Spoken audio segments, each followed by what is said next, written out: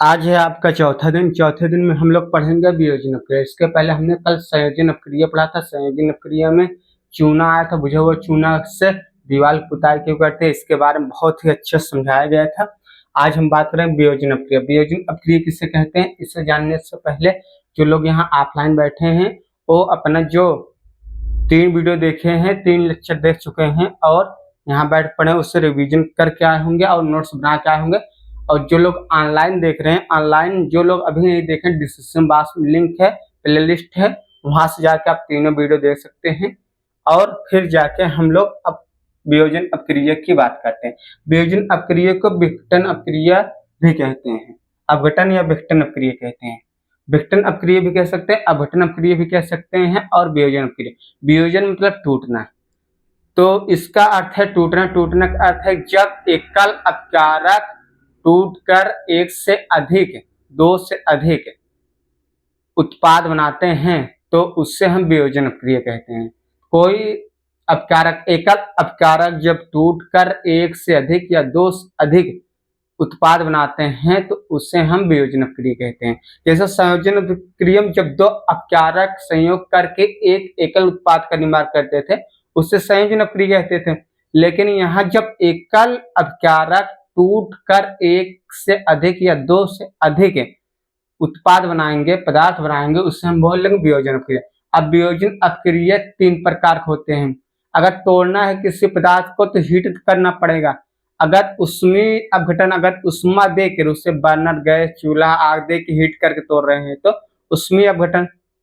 यदि उससे प्रकाश को उपस्थिति में तोड़ा जा रहा है तो उससे बोलेंगे प्रकाशीय अपघटन। यदि उसमें विद्युत धारा प्रवाहित करके हीट करके उससे तोड़ा जा रहा है उसके अणु में तो होगा विद्युत अपघटन। तो 3 प्रकार के होते हैं। तो जैसे यहाँ एग्जाम्पल देख सकते हैं, पहला है उष्मीय वियोजन, इसमें उष्मा दी जाएगी। इसमें वियोजन क्रिया उष्मा के द्वारा होता है। विद्युत वियोजन, इसमें उष्मा विद्युत के रूप में प्रदान की जाती है। और प्रकाशीय वियोजन, इसमें क्या है कि जब वियोजन क्रिया जिसमें उष्मा प्रकाश की उपस्थिति के, प्रकाश जितना, प्रकाश द्वारा जितनी गर्मी मिल रही उतना ही काफी है, उष्मा प्रकाश के द्वारा प्रदान की जाती है। तो इतनी चीजें समझ में आई। पहला क्या है, वियोजन अपक्रिया या अपघटन अपक्रिया। तो इसमें लिखना हो तो लिख लो, ऐसी अपक्रियाएं जिसमें एकल उत्पाद, एकल उत्पाद नहीं सॉरी, ऐसी अपक्रिया जिसमें एकल अपकारक टूटकर दो या दो से अधिक उत्पाद का निर्माण करते हैं उससे वियोजन अपक्रिया कहते हैं। वियोजन अपक्रिया 3 प्रकार के होते हैं। कौन कौन से? पहला उष्मीय अपघटन, उष्मा के द्वारा वियोजित होगी। दूसरा है विद्युत अपघटन, विद्युत धारा प्रवाहित करके वियोजित की जाएगी। और तीसरा है प्रकाशीय अपघटन, सूर्य के प्रकाश की उपस्थिति में ही वियोजित कर उठेगा। तो ये 3 प्रकार के होते हैं, ठीक है। तो जो अपकारक होते हैं बाएं तरफ लिखे जाते हैं, पहले हमने समझा रखा है। अपकारक को बाएं तरफ लिखेंगे और उत्पाद को दाएं तरफ लिखेंगे। और इसमें क्या होगा, उष्मा देना पड़ेगा। इसमें उष्मा देना पड़ रहा है तो अब क्या कर रहा है, दो या दो से अधिक क्या है, पदार्थों में टूटा है। और इसमें क्या है, एक से अधिक टूटा है, एक से अधिक टूटा है, इसे भी वियोजन अपक्रिया कह रहे हैं। याद रखना, एक अकेले नहीं हो सकता, इसमें जब वियोजित होगा तो एक अकेले नहीं होगा, एक से अधिक होगा, एक से अधिक होगा और दो हो सकता है, दो से अधिक। तो स्टार्टिंग में हमने एक या एक से अधिक बोला है तो एक नहीं हो सकता कभी भी, एक या एक से अधिक होगा, नहीं सॉरी फिर से भाई, एक से अधिक होगा या दो से अधिक होगा, एक से अधिक, दो या दो से अधिक, एक से अधिक होगा या दो, एक से अधिक दो हो सकता है, दो या दो से अधिक, दो या दो से अधिक बोल सकते हैं, दो या दो से अधिक बोला जा सकता है, लेकिन एक या एक से अधिक नहीं बोला जा सकता है, एक से अधिक बोल सकते हैं। क्या होगा, एक से अधिक। जैसे पहला क्या है, एक है एक से अधिक कार्बन डाइऑक्साइड, इसमें टूटा गया। इससे पहले हमने वहां पत्थर के माध्यम से, संगमरमर के माध्यम से, चक्स माध्यम से चूने कली प्राप्त किए थे संयोजन अपक्रिया में। तो वहां ये एग्जाम्पल था वियोजन अपक्रिया की, ठीक है। पिछले वीडियो में आप लोग देख सकते हैं। तो ये समझ में आ गया होगा, जब भी एग्जाम में क्वेश्चन पूछा गया है, 2026 के एग्जाम में क्वेश्चन आया हुआ है। वियोजन अपक्रिया के दो उदाहरण लिखिए। 2026 के एग्जाम जो बोर्ड एग्जाम हुआ था, ये दोनों क्वेश्चन आया था, यही दोनों आप लिख देते 2 नंबर आपको मिल जाता है। पहला एग्जाम्पल लिख देना और दूसरा है 2026 के बोर्ड एग्जाम में आया हुआ क्वेश्चन है। 2026 बोर्ड एग्जाम में आया हुआ क्वेश्चन है, 2026 बोर्ड में आया हुआ क्वेश्चन है, दिखाते हैं।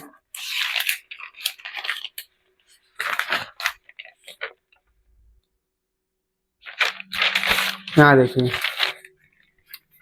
2026 दो वियोजन अपक्रियाओं के रासायनिक समीकरण लिखिए। तो पहला समीकरण इसे लिख दीजिए और दूसरा इसे लिख दीजिए। जो लोग यहाँ बैठे समझ में आ रहा है? आ गया? इसमें क्या एकल अपकारक होगा, जब इसे हीट किया जाएगा, गर्म किया जाएगा, एक, दो या दो से अधिक उत्पाद में टूट जाएंगे, पदार्थ में टूट जाएंगे, ऐसी अपक्रिया क्या कहते हैं? वियोजन अपक्रिया। अब जैसे जाके किसके द्वारा कर रहे हो, जैसे खाना कितने प्रकार घर पे बनाते हो, एक गैस द्वारा बनाते हो, एक लकड़ी द्वारा बनाते हो, एक ऊपरी द्वारा बनाते हो, किसके द्वारा, और एक विद्युत द्वारा बनाते हो। ठीक है, किसके किसके द्वारा बनाते हो? गैस, लकड़ी, ऊपरी और विद्युत इंडक्शन के, इसके माध्यम से बनाते हो। या सोलर कुकर, मतलब सूर्य के प्रकाश से भी खाना बनता है। सोलर कुकर में सूर्य के प्रकाश खाना बनता है, गैस में उष्मा के द्वारा खाना बनता है, और इंडक्शन में विद्युत द्वारा खाना बनता है। तो आप अगर सूर्य की उपस्थिति में हीट कर रहे हो, सूर्य की उपस्थिति में हीट कर रहे हो, तो क्या होगा? प्रकाशीय वियोजन। अगर विद्युत धारा प्रवाहित करके इंडक्शन के माध्यम से हो रहा है, तो समझो एग्जाम्पल, तो उसमें विद्युत वियोजन। और तुम गैस, चूल्हा, लकड़ी जला के बना रहे हो, तो उसमें वियोजन। समझ में? 3 प्रकार। जैसे खाना बनाना किस माध्यम से बनाओगे, अभी गैस के जैसे कमी है, जैसे शहर में गैस कमी है, यहाँ भी कमी है, तो लोग लकड़ी ऊपर से खाना बना रहे हैं, तो उसमें क्या होगा? उसमें वियोजन में आ जाएगा। कुछ लोग इंडक्शन से खाना बना रहे हैं, इंडक्शन से खाना बना रहे हैं, तो उसमें क्या होगा? विद्युत वियोजन। क्या होगा? विद्युत वियोजन। लेकिन जो पहली बार इंडक्शन ला रहे हैं, जो पहली बार इंडक्शन लाए हैं अपने घर पे, वो लोग क्या कर रहे हैं कि इंडक्शन खरीद के ला दिए हैं, अब उसके चालू करके हाथ रख रहे हैं, हाथ रखे, गर्म नहीं हो रहा है, तो दुकानदार के पास शिकायत करें, भैया आपका काम ही नहीं कर रहा, हीट ही नहीं कर रहा है। क्या कर रहा है? हीट नहीं कर रहा है। काफी ज्यादा सोशल मीडिया में शिकायतें आई है कि कुछ जो लोग पहली बार इंडक्शन यूज कर रहे हैं, जो लोग नहीं जानते हैं, वो क्या कर रहे हैं? इंडक्शन चालू करके अपना हाथ रख रहे हैं। क्या हाथ से गर्म होगा? होगा हाथ से गर्म? क्योंकि उसमें होता है एक, अभी विद्युत धारा चुंबकीय प्रभाव जब लास्ट चैप्टर पढ़ोगे, ठीक है, साइंस का लास्ट चैप्टर पढ़ोगे, तो उसमें बताया गया कि विद्युत धारा चुंबकीय प्रभाव में क्या होगा, जब एक कॉइल में करंट होती है, तो दूसरे पास रखी दूसरे कॉइल में करंट बहने लगती है। तो उसमें क्या होता है? इंडक्शन के अंदर पहले कॉइल में करंट तो प्रवाहित हो रहे हाई फ्रिक्वेंसी के, लेकिन दूसरा कॉइल जब उसमें जाके कोई लोहे का बर्तन रखा जाएगा, तो उसमें क्या होगा? बिना मैग्नेटिक सर्किट द्वारा उसमें क्या होगा? इलेक्ट्रोमैग्नेटिक फील्ड बनता है। मैग्नेटिक सर्किट द्वारा उसमें धारा प्रवाहित होने लगे, तो वही धारा क्या कर देती है? उस मेटल को हीट कर देती है, उस मेटल को हीट कर देती है, जिससे हम बोलते हैं ईडी करंट। उसमें कौन सा करंट उत्पन्न होता है? ईडी करंट, यानी भंवर धारा। जो इंडक्शन रखते हैं, इंडक्शन ऊपर जो मीटर रखा जाता है, लोहे के बर्तन या स्टील के बर्तन या कोई बर्तन रखा जाता है, उसमें ईडी करंट के कारण, भंवर धारा के कारण वो हीट हो जाती है। उसमें भंवर धारा बहुत हाई मात्रा में उत्पन्न होती है, तो इसकी वजह से हीट हो जाती है।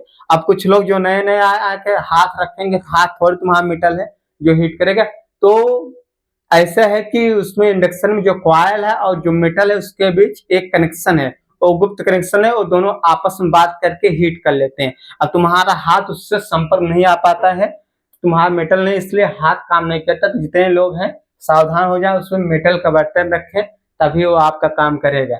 नहीं तो गैस कमी की वजह से, आप गैस की कमी है घर में, दिमाग खराब है, अब कह रहे हो इंडक्शन भी खराब है। चलिए, ये तीनों समझ में आ गया। अब देखते हैं इसे। अब क्या, फेरस सल्फेट को जब हीट करेंगे क्या करेगा? फेरस ऑक्साइड और सल्फर डाइऑक्साइड और SO3 में टूट जाएगा। ठीक है, इसी प्रकार जब कैल्शियम कार्बोनेट की हीट करेंगे, पत्थर का फार्मूला है, तो एक चूने के काली कैल्शियम ऑक्साइड और कार्बन डाइऑक्साइड में टूट जाएगा। ये दो एग्जाम्पल समझना, ये दो एग्जाम्पल याद कर लो, 2026 बोर्ड एग्जाम में दोनों पूछे गए हैं। 2026 बोर्ड एग्जाम में ये दोनों पूछे गए। आप उसमें वियोजन समझना, इसमें वियोजन की क्रिया उष्मा के द्वारा होता है, यानी उष्मा हम देंगे।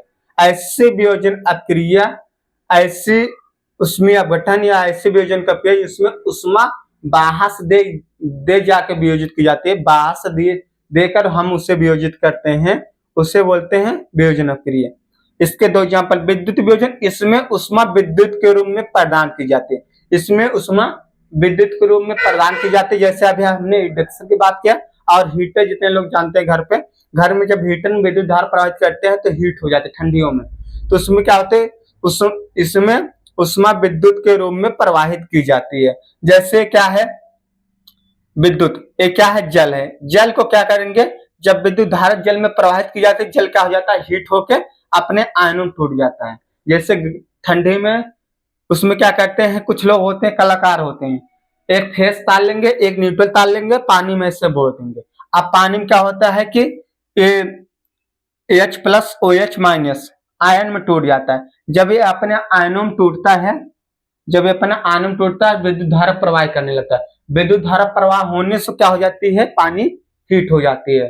कुछ लोग जो जिनके पास हीटर नहीं होता पानी हीट करने वाला, और लोग जो कलाकार हैं, दोनों तार को ऐसे पानी में छोड़ते, ऐसे साट नहीं कराते, पानी में दोनों तार डाल देंगे। अब पानी के माध्यम से उसमें क्या होगी, करंट फ्लो होगी, करंट फ्लो होगी तो स्पार्क करेगी, स्पार्क से वो पानी हीट हो जाएगा। और जैसे हीट होते जाए, भारी मात्रा में हीट हुआ तो हाइड्रोजन गैस अलग हो जाएगा, ऑक्सीजन गैस अलग होके उड़ जाएगा। ठीक है, इतना समझ में आया, विद्युत वियोजन समझ में आया। चलिए, विद्युत वियोजन समझ में आ गया तो एक और समझते हैं, विद्युत वियोजन। ठीक है, अब क्या है, ये प्रकाशीय वियोजन। क्या है, प्रकाशीय वियोजन। प्रकाशीय वियोजन क्या है, इसमें हीट कैसे प्रदान की जाएगी, बताओ। प्रकाशीय वियोजन में हीट कैसे प्रदान की जाएगी, हाँ, प्रकाश द्वारा। प्रकाशीय वियोजन, जब वियोजन की क्रिया के लिए उष्मा प्रकाश द्वारा प्रदान की जाती है, उष्मा किसके द्वारा, प्रकाश द्वारा, सूर्य के प्रकाश द्वारा प्रदान की जाती है, उसे बोलते हैं प्रकाशीय वियोजन। जैसे सिल्वर क्लोराइड को जब सूर्य के उपस्थिति में लाएंगे, सिल्वर क्लोराइड को सूर्य को उपस्थिति में लाएंगे तो हमारा क्या होगा, सिल्वर और क्लोराइड में टूट जाएंगे, सिल्वर और क्लोराइड में टूट जाएंगे। ये समीकरण को बैलेंस किया गया, रासायनिक समीकरण संतुलित किया गया द्रव्यमान संरक्षण नियम को संतुष्ट करने के लिए। यहाँ AgCl था, यहाँ Ag और Cl2 में टूटा। अगर बात की जाए इससे संतुलित क्यों किया गया, जैसे यहाँ क्या है, जल को क्या करेंगे, H2O को जब हीट करेंगे, H2O को जब हीट करेंगे, अब हमें बता H2O का नाम क्या है, जल। रासायनिक नाम क्या है इसका, रासायनिक नाम क्या है, di hydrogen monoxide, di hydrogen monoxide. अगर 2 बार है तो डाई, 3 बार है ट्राई, 1 बार है तो मोनो। तो 10 तक गिनती याद करना हो तो लिख लो, mono di tri tetra penta hexa hepta octa nona deca, एक केमिस्ट्री तक 10 तक गिनती है, याद हो जाएगा। एक रहेगा तो एक अल रहेंगे तो मोनो बोला जाएगा, 2 रहेंगे तो डाई, 3 रहेंगे तो ट्राई, 4 रहेंगे तो टेट्रा, 5 रहेंगे तो पेंटा, 6 रहेगा तो हेक्सा, 7 रहेगा हेप्टा, 8 रहेगा तो ऑक्टा, 9 रहेगा तो नोना, 10 रहेगा तो डेका। याद हो जाएगा, याद हो गया। तो अब बताओ हाइड्रोजन कितनी बार है, 2 बार। हाइड्रोजन कितनी बार है, 2 बार। तो इससे क्या बोलेंगे, डाई, अब क्या है हाइड्रोजन, डाई हाइड्रोजन। ऑक्सीजन कितनी बार है, एक क्या बोला जाता है, मोनो, तो डाई हाइड्रोजन मोनोऑक्साइड। ऐसे यहां इससे क्या बोलेंगे, मोनोसल्फाइड, मोनोसल्फर और ट्राई ऑक्साइड, ऐसे बोल, यह sulphur try oxide, sulphur trioxide. अब इसे शॉर्टकट में बोल सकते हैं डाई हाइड्रोजन ऑक्साइड। एक है तो मोनो बोलोगे तब भी चलेगा, नहीं बोलोगे तब भी चलेगा। तो ऐसे बोल सकते di hydrogen oxide, di hydrogen oxide या मोनो ऑक्साइड बोल सकते हो, कोई दिक्कत नहीं। ठीक है, जब इससे विद्युत धारा प्रवाहित किया गया, क्या प्रवाहित की है? विद्युत धारा, इलेक्ट्रिक करंट। क्या प्रवाहित की गई? Electric current I. ठीक है, तो ये क्या करेगा? अपने आयनों में टूट जाएगा, अपने आयनों में टूट जाएगा। अब इसे क्या करना है? संतुलित करना है कि नहीं? अब बताओ यहाँ हाइड्रोजन कितनी बार है? 2 बार। यहाँ कितनी बार है? यहाँ ऑक्सीजन कितनी बार है? यहाँ कितनी बार है? तो गुणा कहाँ करेंगे? आगे। अब यहाँ हमने गुणा कर दिया। अब ये तो बैलेंस हो गया, लेकिन हाइड्रोजन कितनी बार हो गया? यहाँ यहाँ कितनी बार है? कितने गुणा करेंगे? 2। देखो, ऐसे उल्टा लिख दोगे तो वियोजन अपक्रिया, ऐसे उल्टा लिखोगे तो फिर इसको लेफ्ट हैंड प्लाना, इसको राइट हैंड प्लाना, तो क्या बन जाएगा? संयोजन अपक्रिया। संयोजन अपक्रिया की एग्जाम्पल बताए थे ना, इसको क्या करना? लेफ्ट में लिख देना, इसके लिख देना राइट में, हमारा क्या बन जाएगा? संयोजन अपक्रिया। ऐसे पलटो, सबके पलटोगे सब बन जाएंगे संयोजन अपक्रिया। इसे इधर लिखो और इसे इधर लिखो, संयोजन अपक्रिया। इसे इधर लिखोगे, उसे उधर लिखोगे तो वियोजन अपक्रिया। समझ में आ रहा है? एक का एग्जाम्पल दोनों में काम कर रहा है, बस दाएं को बाएं कर लो, बाएं को दाएं कर लो। एक बार काना ऐसे पकड़ो, एक बार ऐसे पकड़ो, ऐसे पकड़ोगे संयोजन, ऐसे पकड़ो वियोजन। समझ में आ रहा है? उल्टा कर दो बस। अब इसी प्रकार इससे जब सिल्वर क्लोराइड, क्या है? ये सिल्वर क्लोराइड, एक बार है तो मत बोलो मोनो सिल्वर, मोनो क्लोराइड मत बोलो। ठीक है, एक बार है तो मोनो बोलने का आवश्यकता नहीं है। तो अब सिल्वर क्लोराइड क्या कर रहा है? Silver chloride. अब इससे सूर्य के प्रकाश में, किसके? सन की उपस्थिति में, सन की उपस्थिति में ये टूट जाता है Ag में, और किस में टूट जाता है? Cl2 में। अब बताओ यहाँ Ag कितनी बार है? एक बार। Ag कितनी बार? ये बैलेंस है, Ag बैलेंस है, Ag बैलेंस है। तो अब Cl कितनी बार है? यहाँ कितनी बार है? तो गुणा कहाँ करेंगे? आगे यहाँ करेंगे। अब Cl 2 बार हो गया, लेकिन Ag कितनी बार हो गया? यहाँ कितनी बार है? 2 का गुणा कर दो, इस प्रकार है बैलेंस हो गया। ठीक है, इतनी बात समझ में आ गई? इतना समझ में आया? आगे बढ़े।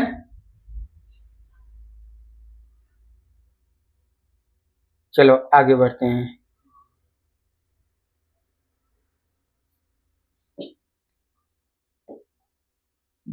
आगे बढ़ते हैं, चलो इसी में और है विस्थापन अपक्रिया, ये भी देख लेते हैं। इसी में क्या है? विस्थापन अपक्रिया।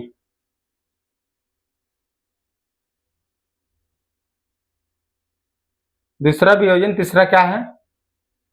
विस्थापन। तीसरा हमारा क्या है? विस्थापन। विस्थापन अपक्रिया क्या कहता है? विस्थापन अपक्रिया क्या कहता है? विस्थापन अपक्रिया कहता है ऐसी अपक्रिया जिसमें अधिक क्रियाशील तत्व अपने से कम क्रियाशील तत्व को विस्थापित करके एक नया उत्पाद बनाते हैं, तो हम उससे कहते हैं विस्थापन अपक्रिया। तो लिख लो, ऐसी अपक्रिया जिसमें अधिक अपक्रियाशील पदार्थ कम अपक्रियाशील पदार्थ को उसके यौगिक से अलग कर देता है, विस्थापन अपक्रिया कहलाता है।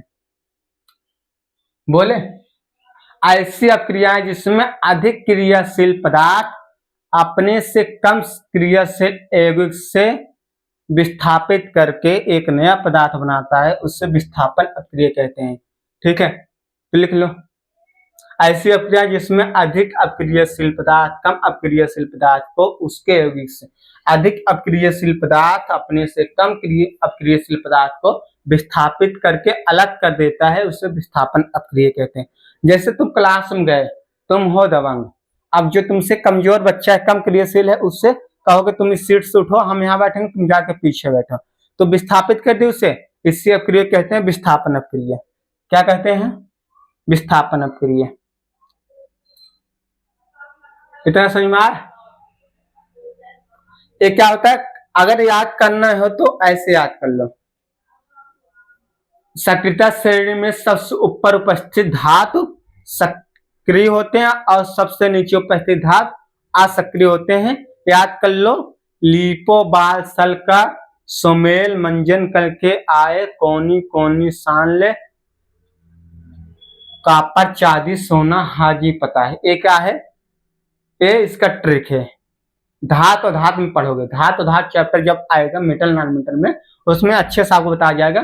देखो, सोमेल मंजन करके आए, सोमेल मतलब, सो मतलब सोडियम, मे मतलब मैग्नीशियम, एल मतलब एल्युमिनियम, सोमेल, मंजन मैग्नीन, जन मतलब जेडेन, कर आए क्रोमीन, आ से आए आयरन। ठीक है, सुमेल मंजन करके आए, कोनी कोनी सान ले, कोबाल्ट निकिल कॉपर, कोनी कोनी सा कोबाल निकिल कॉपर, हाँ जी पता है, कापर चांदी सोना। कापर चांदी सोना क्या है लास्ट में, तो क्या है, कापर चांदी सोना क्या है लास्ट में। अब बताओ, आयरन पहले आया था कापर पहले आया, जो अभी मैंने बताया आयरन पहले आप बोले, हम कापर लास्ट में बोले हैं, कापर को लास्ट में बोले हैं ना। कापर कम क्रियाशील है और आयरन अधिक क्रियाशील है, तो कौन विस्थापित करेगा, दबन कौन है, आयरन है कॉपर है, आयरन इसको हटा देगा नहीं। जब आयरन से हटाएगा तो अब देखो यहाँ एग्जांपल में है, ए क्या है, आयरन है, प्लस ए कॉपर सल्फेट है, क्या है, कॉपर सल्फेट, कॉपर सल्फेट है। अब इसको क्या करेंगे, दोनों की एक क्लास में बैठा देंगे, दोनों लोगों को एक क्लास में बैठाएंगे। अब दबंग कौन है, दबंग कौन है, आयरन, आयरन क्या करे, कॉपर को दो राफ्ता मार उठा देगा नहीं, कॉपर को दो राफ्ता मार उठाएगा नहीं, कहेगा चलो हटो तुम कौन हो, तो बन जाएगा फेरस सल्फेट और हमारा कॉपर चुपचाप एक साइड में आ जाएगा। इसे बोलते हैं विस्थापन अभिक्रिया, इसे क्या बोलते हैं, विस्थापन अभिक्रिया, इसे हम बोलते हैं विस्थापन अभिक्रिया, नोट कर लो। ठीक है, एक्वा है, फेरस सल्फेट क्या है, एक्वा, एक्वा हमने बताया था बहुत अच्छे से ना। एक्वा मतलब क्या है, एक्वा का अर्थ क्या है, एक्वा का अर्थ क्या है बताओ, एक्वा मतलब जल मिला हुआ है, इसमें क्या मिला है, जल लिक्विड फॉर्म में है। ठीक है, अब देखो क्या था, कॉपर सल्फेट था, ये क्या है, कॉपर सल्फेट, क्या है, कॉपर सल्फेट। अब इसमें क्या है, आयरन छड़ डुबोया जा रहा है, क्या, आयरन के छड़ डुबोया जा रहा है। तो आयरन छड़ जब डुबोया तो इसमें क्या होगा कि ये बना लेगा फेरस सल्फेट, क्या बनाएगा, फेरस सल्फेट बन गया। और क्या है, यहाँ से कॉपर अलग हो गया, कॉपर क्या हो गया, अलग हो गया, कॉपर तुम्हारा अलग दिख रहा है नहीं, कॉपर क्या हुआ, अलग हो गया। इस प्रकार समझ सकते हैं।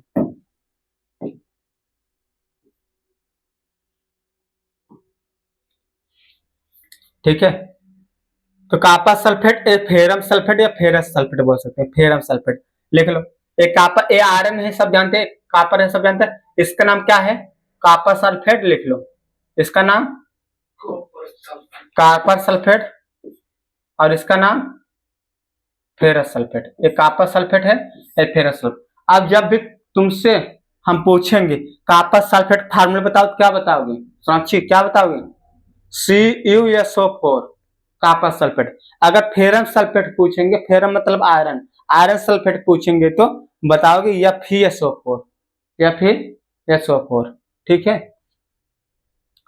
यह लोहा कॉपर से अधिक अपक्रियशील पदार्थ है, यह लोहा कॉपर से अधिक अपक्रियशील पदार्थ है, जो अपने से कम अपक्रियशील कॉपर को उसके यौगिक कॉपर सल्फेट से अलग कर देता है। इस अपक्रिया को कॉपर सल्फेट का रंग नीला हो जाता है। इससे क्या होता है, कॉपर सल्फेट का रंग क्या हो जाता है, नीला हो जाता है। देखो, यह लोहा कॉपर से अधिक अपक्रियशील, लोहा क्या है, कॉपर से अधिक अपक्रियशील है। तो जो अपने से कम अपक्रियशील कॉपर को, अपने से कम अपक्रियशील कॉपर को उसके यौगिक क्या है, उसके यौगिक कॉपर सल्फेट से अलग कर देता है, उसके यौगिक से कॉपर को सल्फेट से अलग कर देता है। इस अपक्रिया में कॉपर सल्फेट का क्या हो जाता है, नीला हो जाता है। जब अलग कर देता है, कॉपर अलग हो जाता है, जिसका रंग क्या हो जाता है, नीला। पहले कॉपर सल्फेट का रंग कैसे था, पीला था। जैसे यहाँ से कॉपर सल्फेट अलग हुआ, कॉपर अलग हुआ, आयरन आके जुड़ा, तो क्या बन गया, फेरस सल्फेट। इसका रंग क्या हो गया, नीला हो गया। ठीक है, और कॉपर क्या हुआ, इसमें चपक गया, देखो चपका हुआ कि नहीं इसमें, समझ में। चलिए, इतना समय कोई डाउट पूछना पूछ सकते हो, ऐसा नहीं कि वीडियो रिकॉर्ड हो रहा है तुम नहीं पूछ सकते हैं, पूछ सकते हैं। ठीक है, चलिए।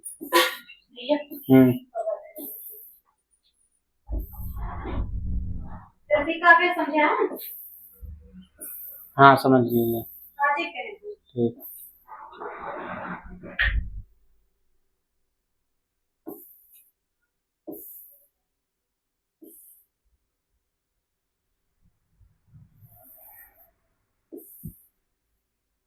ठीक है,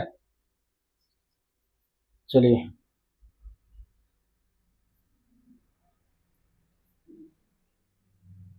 एक तीसरा है ना, तीसरे चल रहा है ना, तीसरा नोट कर लो तुम लोग, नीचे वाला जो लिखे हैं।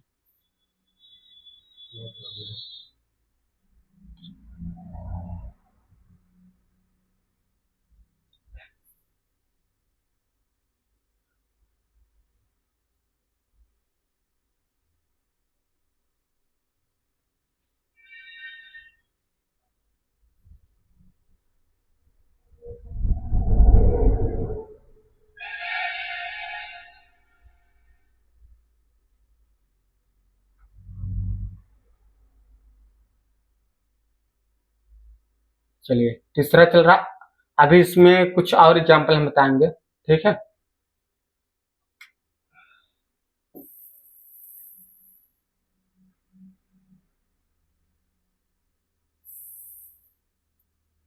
तीसरा, चलिए। पहले चैप्टर चल रहा रासायनिक अपक्रिया एवं समीकरण होता है। ठीक है, परंतु जैसे ही लोहे की कील विलयन में डालते हैं, जैसे ही लोहे की कील विलयन में डालते हैं तो कॉपर के विस्थापन के कारण विलयन का रंग क्या हो जाता है, भूरा हो जाता है। ठीक है, परंतु जैसे ही लोहे के कील को विलयन में डालते हैं तो कॉपर के विस्थापन के कारण विलयन का रंग क्या हो जाता है, भूरा हो जाता है। जैसे लोहे की कील हम अंदर डाल देंगे तो वो क्या हो जाएगा, भूरा हो जाएगा। लोहे की कील जैसे डालेंगे तो क्या होगा, भूरा हो जाएगा। जैसे कॉपर अलग हुआ तो क्या हो जाएगा, नीला होगा, लेकिन लोहे की कील अंदर डालेंगे तो क्या हो जाएगा, भूरा हो जाएगा। उदाहरण के लिए जैसे, और उदाहरण नोट कर लो, जैसे अब है जिंक, पहले क्या आया था आयरन, अब इसके साथ किसके अपक्रिया करा दे रहे हैं, जिंक की। जिंक करा रहे हैं, जिंक क्या बताओ पहले आता है कि बाद में आता है, सुमेल मंजन कर क्या है, पहले आया बाद में आया, पहले आया जिंक। तो जिंक क्या करे, कॉपर को अलग कर देगा, क्या बनाएगा, Zn4 ZnSO4 और कॉपर अलग हुआ। अब इसमें क्या है, एक कॉपर सल्फेट है, एक जिंक सल्फेट है, तो यह अलग हो गया, ये भी क्या है, विस्थापन अपक्रिया। ठीक है, इसी प्रकार ये देखो लेड है और ये क्या है, कॉपर है। अब लेड पहले आता है सक्रिय श्रेणी में, कॉपर पहले आता है, पहले कौन आता है, लेड। तो लेड अधिक क्रियाशील है, कम क्रियाशील को विस्थापित कर देगा, क्या बनाएगा, पीबी और Cl2, और क्या बनाएगा, Cu अलग कर देगा, क्या बनाए, पीबी और Cl2, और क्या, लेड क्लोराइड, इसका नाम क्या है, लेड क्लोराइड, और इसका नाम है कॉपर क्लोराइड, क्या है, कॉपर क्लोराइड। ठीक है, इतना याद हुआ, इतना याद हुआ। अब जब तुमसे पूछा जाए कॉपर क्लोराइड का फार्मूला बताओ तो क्या बताओ, CuCl2, याद कर लो, कॉपर क्लोराइड फार्मूला CuCl2, और लेड क्लोराइड का फार्मूला PbCl2। ठीक है, अब इसमें जैसे सोमेल मंजन करके आए, कोनी कोनी सान ले, कोनी कोनी सान ले, ले मतलब लेड, ले मतलब लेड, क्या सान ले, कॉपर चांदी सोना, हाँ जी पता है, तो कापर चांदी सोना, हाँ जी पता है, लास्ट में आ रहा है तो ले पहले आए, इसलिए अधिक क्रियाशील है तो कम क्रियाशील को विस्थापित कर देगा, कम क्रियाशील को विस्थापित कर देगा। ठीक है, कितने एग्जाम्पल हुए विस्थापन के, कितने एग्जाम्पल देखें? पहला आयरन वाला देखें, दूसरा जिंक वाला देखा गया, तीसरा लेड वाला देखा गया। 3 एग्जाम्पल बताया गया है, याद कर लेना। 3 एग्जाम्पल बताया गया, 3 एग्जाम्पल बताया गया। अब इसमें में आता है चौथा द्विविस्थापन अपक्रिय। क्या? द्विविस्थापन अपक्रिय क्या आएगा?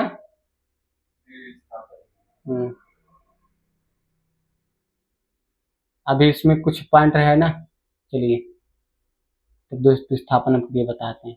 चलिए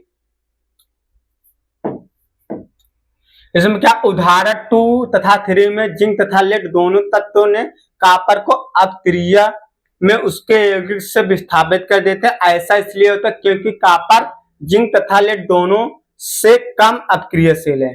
तो कॉपर जिंक तथा लेड, कॉपर जो जिंक तथा लेड दोनों से कम अपक्रियशील यानी कमजोर है। कॉपर क्या है? जिंक से भी कमजोर है और लेड से भी कमजोर है।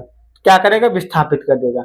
नोट पॉइंट में लिख सकते हो, कॉपर जो होता है जिंक, आयरन और लेड तीनों से कमजोर है, कम अपक्रियशील है, कम अपक्रियशील है। अब द्विविस्थापन अपक्रिय, चौथा हेडिंग डाले द्विविस्थापन अपक्रिय।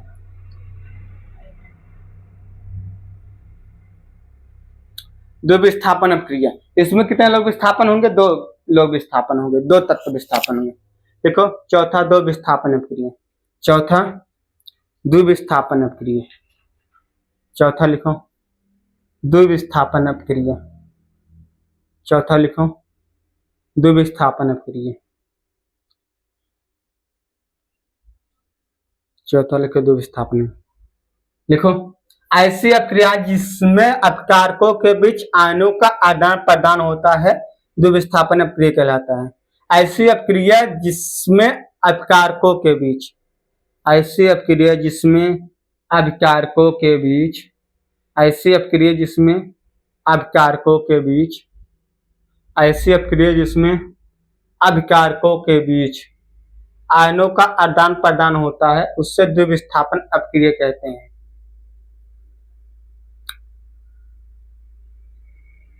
लिख लिए, ऐसी अपक्रिया जिसमें अपकारकों के बीच आयनों का आदान प्रदान होता है उससे द्विविस्थापन अपक्रिया कहते हैं।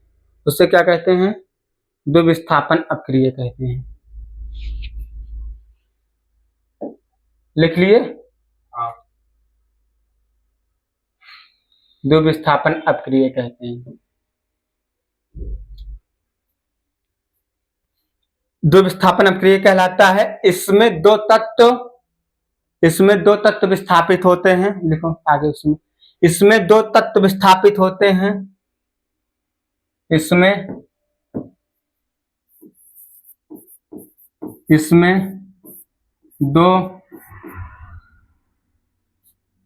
2 तत्व विस्थापित होते हैं, विस्थापित होते हैं, इसीलिए इसे द्विविस्थापन कहा जाता है। इसीलिए इसे द्विविस्थापन कहा जाता है, द्विविस्थापन कहा जाता है, द्विविस्थापन कहा जाता है, द्विविस्थापन अपक्रिया कहा जाता है, अपक्रिया कहा जाता है, द्विविस्थापन अपक्रिया कहा जाता है। इतना समझ में आया? चलिए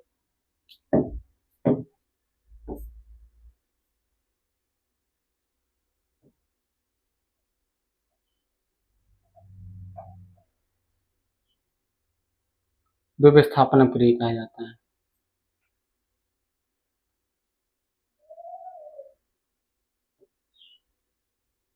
द्विविस्थापन अपक्रिया कहा जाता है। ठीक है, द्विविस्थापन अपक्रिया के लिए समान सूत्र क्या होगा? ए बी होगा, सी डी होगा और इस क्या करेंगे? ये दोनों लोग झगड़ा करके अलग हो जाएंगे, झगड़ा करके क्या हो जाएंगे, अलग हो जाएंगे। एक कहेगा तुम यहाँ भागो, तुम्हारे साथ हम नहीं रहेंगे, डी के साथ रहेंगे। ये क्या कहेगा, तुम हटो, हम तुम्हारे साथ नहीं रहेंगे, डी के साथ रहेंगे, ठीक है। और बी कहेगा हम भी तुम्हारे साथ नहीं रहेंगे, सी के पास जा रहे हैं, ठीक है। बी कहाँ चला जाएगा, सी के पास, और डी कहाँ चला जाएगा, बी के पास। सही में ए बी में झगड़ा होगा तो बी कहेगा हम तुम्हारे साथ हम नहीं रहेंगे, हम जा रहे हैं सी के पास।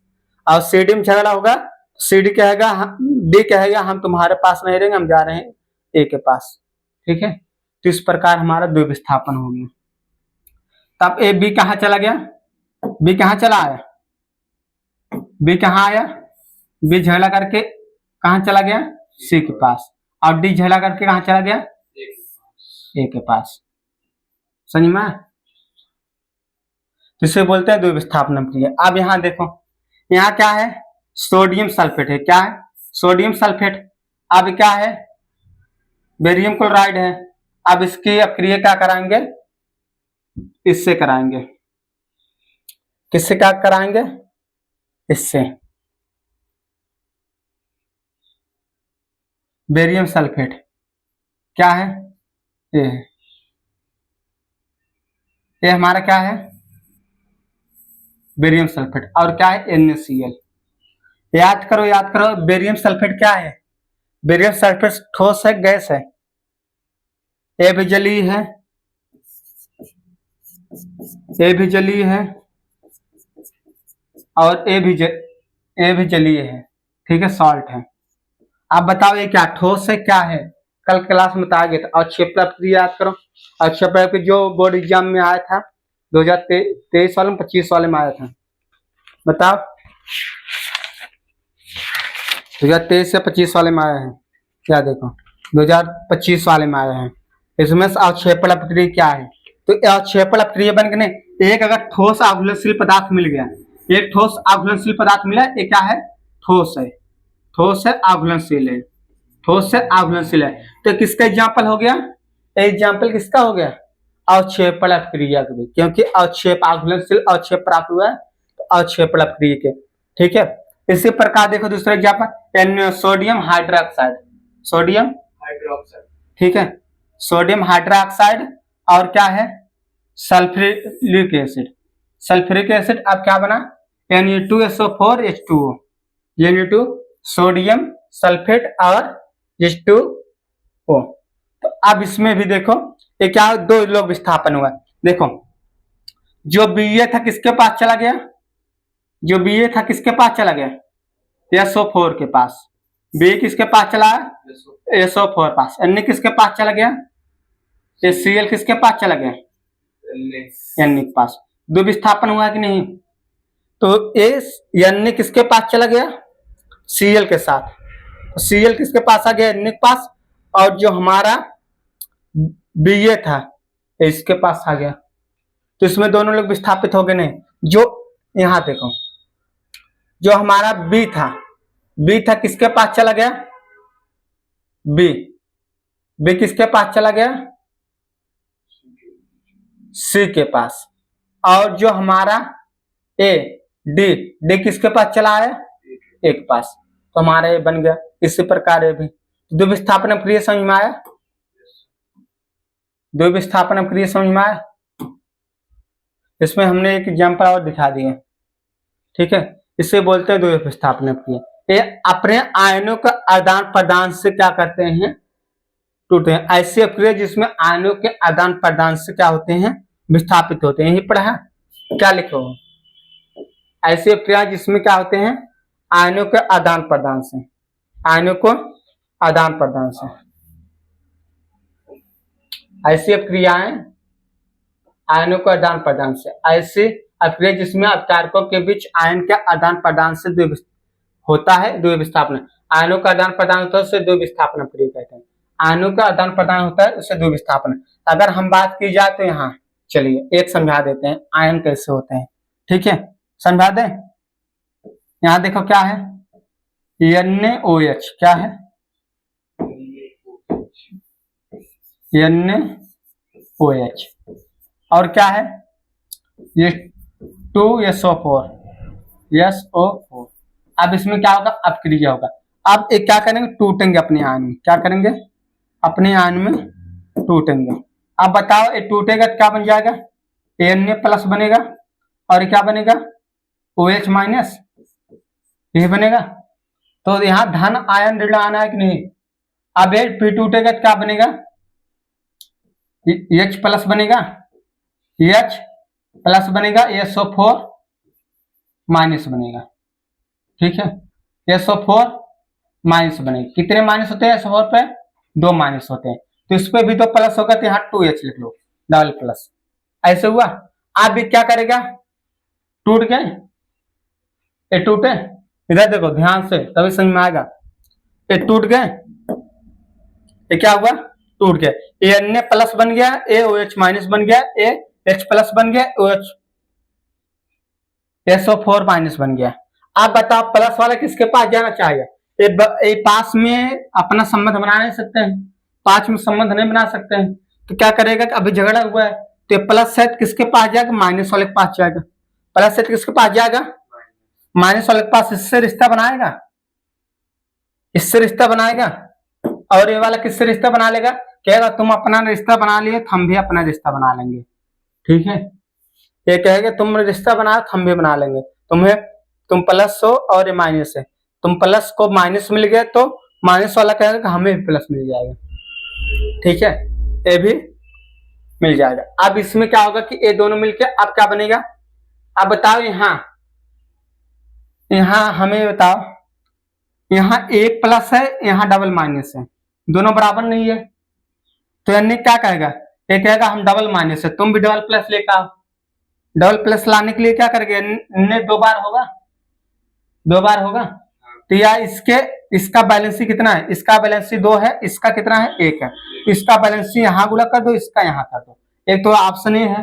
ये दूसरा ऑप्शन है कि इसका आक्षिका संख्या बराबर कर दो। आक्षिका संख्या +1 है तो इसको कर दो +2। तो क्या करोगे, 2 सामने गुणा करोगे, एक सिर्फ पर्सनल पे गुणा करोगे, पर्सनल गुणा करोगे, सामने गुणा करोगे, सामने गुणा करोगे सब में हो जाएगा। पर्सनल कहाँ गुणा होता है, नीचे। क्या हो जाएगा, Na2 और क्या आप कहेगा, यहाँ डबल प्लस आ गया, अब SO4 मिल गया, इनकी मंगलम विष्णु स्वाहा हो गया। ठीक है, अब देखो समझ में आ गया। अब यहाँ क्या है, H क्या है, सिंगल प्लस है, OH का है सिंगल माइनस है। लेकिन यहाँ आप बताओ 2 बार H है तो अब डबल प्लस बन जाएगा, 2H है तो डबल प्लस, 2H है तो डबल प्लस। यहाँ क्या सिंगल मास, तो इसकी कितनी है, 2 और इसकी 1, तो गुणा हो जाएगा, इसकी क्या होगा, गुणा हो जाएगा। तो क्या बनेगा, H कितनी बार हो जाएगा, H कितनी बार है, H कितनी बार है, 2 बार। H कितनी बार है, अब H प्लस और OH माइनस मिल क्या बना लेंगे, क्या बनाएंगे, H2O बना लेंगे। क्या बना लेंगे, यहाँ देखो H है और क्या है, H है, क्या बनाएंगे, H2O। क्या बनाएंगे, H2O। ठीक है, क्या बना लेंगे, H2O, H2O बन गया। अब देखो सब बैलेंस है, सब क्या है, बैलेंस है कि नहीं है। तो ये H प्लस में टूटा था, यहाँ 2 मिटा भी सकते हो। ठीक है, 2 है, 2 प्लस, लेकिन यहाँ जो है 1 मिटा सकते हो, 1 मिटा सकते हो।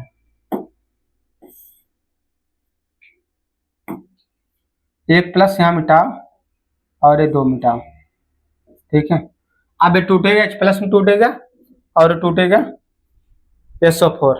ठीक है, अब इसके साथ बना लिए प्लस, यहाँ देखो प्लस माइनस बराबर दिख रहे हैं, यहाँ प्लस माइनस बराबर दिख रहे, तुरंत जल बना लिए।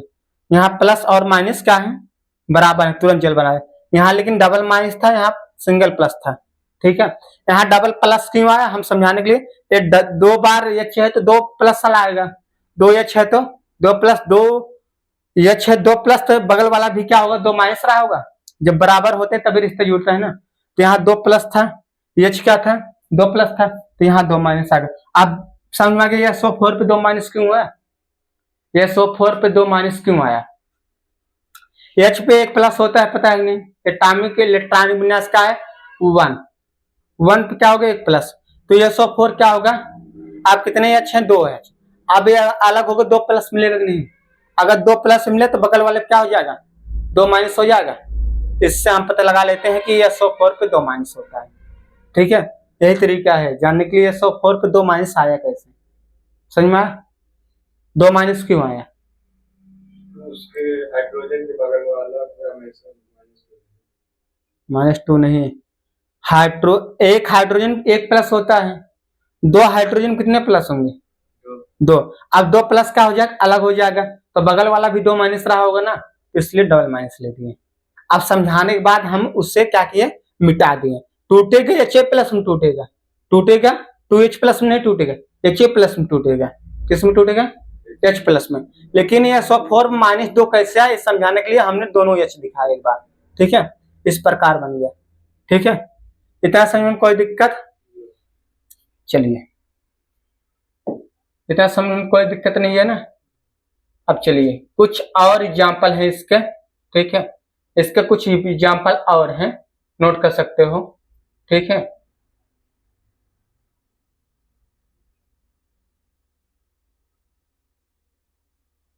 ठीक है, कुछ एग्जाम्पल और लिख देते, कितने एग्जाम्पल लिखे गए, 2-3 ठे और लिख देते हैं। चलिए लिख लो।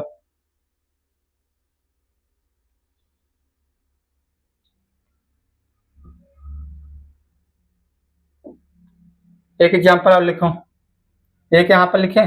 चलिए NaCl प्लस AgNO3, इसका क्रमांक क्या बनेगा, बताओ। Na एक प्लस होगा, Cl माइनस होगा, Na पे एक प्लस, Cl पे एक माइनस, Na पे एक प्लस, Cl पे एक माइनस, Ag क्या होगा, एक प्लस होगा और Na3 पे माइनस होगा। अब बताओ, एक इसमें टूटा है प्लस में और एक इसमें टूटा है माइनस में, ए भी क्या सिंगल प्लस, ए भी क्या सिंगल माइनस। अब ये दोनों लोग आपस संबंध बना नहीं सकते, एक किससे संबंध बनाने जाएगा, किससे बनाने जाएगा, इससे बना लेगा, बनाएगा नहीं बनाएगा, और एक इससे बना लेगा, इससे बना लेगा, तो बनेगा क्या, ये बनेगा NaNO3 प्लस क्या बनेगा, AgCl। ठीक है, AgCl नोट कर लो।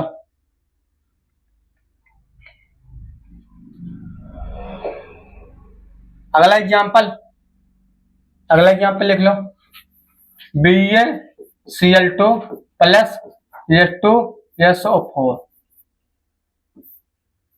ये क्या करेगा, Ba क्या है, एक प्लस है, Ba क्या है, एक प्लस है, BaCl2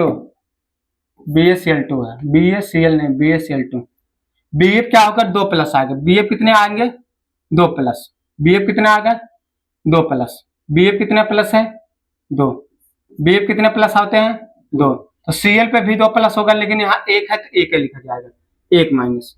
ठीक है, अभी इस पे क्या होगा, H कितने प्लस होते हैं, 2, H पे H2 2 प्लस होंगे, H कितने होंगे, 1। अब यहाँ बगल में कितना आएगा, डबल माइनस आएगा नहीं, इस पे डबल माइनस आ गया।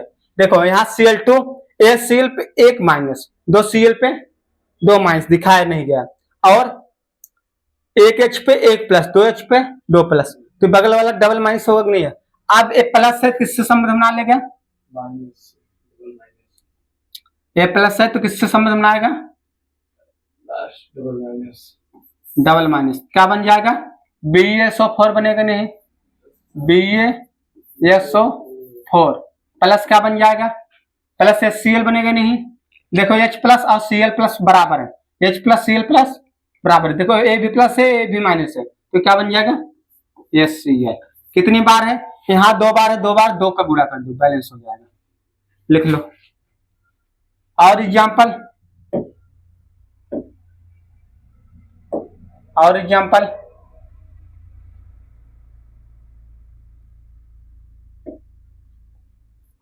लिखो, यही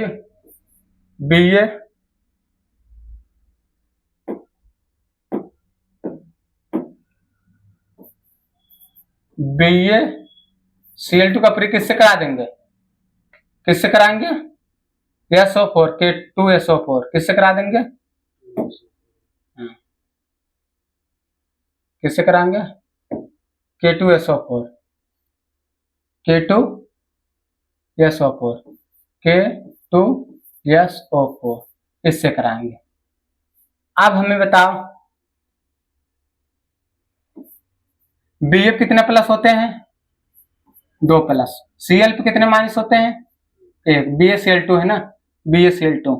तो एक Cl पे 1 माइनस, 2 Cl पे 2 माइनस। अब K2 कितने प्लस होते हैं? K कितने प्लस होते हैं?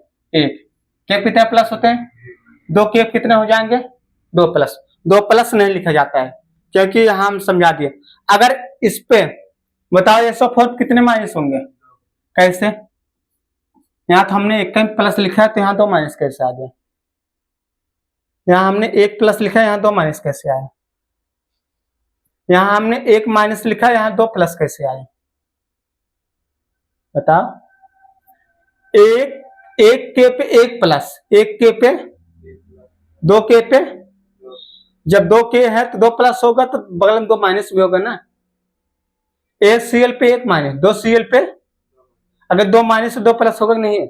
यहाँ 2 माइनस से लिखा जा रहा है एक ही बार, क्योंकि Cl पे 1 माइनस होता है। अब तुम 1000 जोड़ोगे तो अपना गिनती कर लेना, ठीक है। अब एक इससे संबंध बना लेगा, एक इससे संबंध बना लेगा, इससे क्या बन जाएगा? BaSO4 प्लस क्या बनेगा? A प्लस है माइनस, क्या बन जाएगा? KCl, क्या बन जाएगा? KCl। अब हमें बताओ ये क्या है? 2 बार है, 2 का गुणा आगे कर दो। कितने एग्जाम्पल नोट कर लिए तुम लोग? कितने एग्जाम्पल? एक यहाँ नोट किए हो, 1 2 3 4 और 5वां कहाँ है? 5वां है, 5 है। बताओ समझिए, 6वां है? ये 6वां है, देखो इधर, दूसरा है, 6वां है।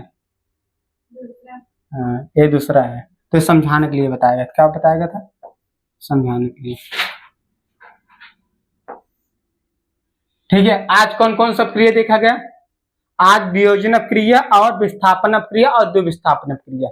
कितना क्रिया देखे हो? वियोजन क्रिया, विस्थापन क्रिया, द्विविस्थापन क्रिया, इतने देख लिया। वियोजन क्रिया में हमने 3 देखा, वियोजन क्रिया में 3 2 5, टोटल 5 क्रिया देखे हैं। वियोजन क्रिया में हमने कितना देखा? 3। वियोजन क्रिया में हमने कितना देखा? 3। वियोजन क्रिया में कितना देखा गया? 3। अब कल क्या पढ़ेंगे? उपचयन और अपचयन, आश्रित क्रिया और अपचयन क्रिया। कल के वीडियो में देखेंगे। आज के क्लास में कोई डाउट किसी का रह गया है? कुछ पूछना है? नहीं पूछना है? तो अभी तक कितने अपक्रिया टोटल पढ़ चुके हैं? पहले संयोजन अपक्रिया पढ़ा, 1 कंप्लीट। दूसरा हमने वियोजन अपक्रिया पढ़ा, 2 कंप्लीट। तीसरा क्या पढ़ा? विस्थापन अपक्रिया, 3 कंप्लीट। चौथा हमने क्या देखा? द्विविस्थापन अपक्रिया। कितना अपक्रिया कंप्लीट? 4। आप किसकी बात करेंगे? 5वां अपक्रिया की बात हम कर पाएंगे। 5वां अपक्रिया कब करेंगे? कल के डेट में 5वां अपक्रिया कल सुबह 7 बजे ऑफलाइन मोड पे 5वां अपक्रिया उपचयन अपचयन पढ़ाया जाएगा। और जो लोग ऑनलाइन पढ़ते हैं तो ऑनलाइन भी पढ़ सकते हैं, शाम को वीडियो पब्लिक हो जाएगी। और अन्यथा जो लोग 10 किलोमीटर के आसपास हैं वो आके यहाँ ज्वाइन कर सकते हैं, ऑफलाइन में पढ़ सकते हैं। ठीक है, आज के लिए इतना ही, मिलेंगे अगले वीडियो में। जय हिंद जय भारत।